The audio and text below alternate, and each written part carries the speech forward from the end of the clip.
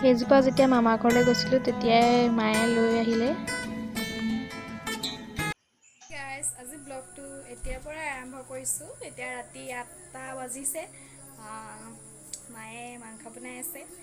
চ' ব'লক তেন্তে আজি ব্লগটো আৰম্ভ কৰোঁ ইয়াৰ পৰাই।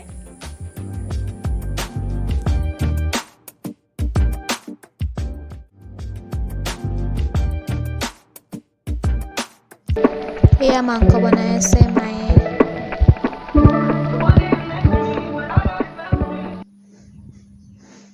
এয়া আমাৰ মা।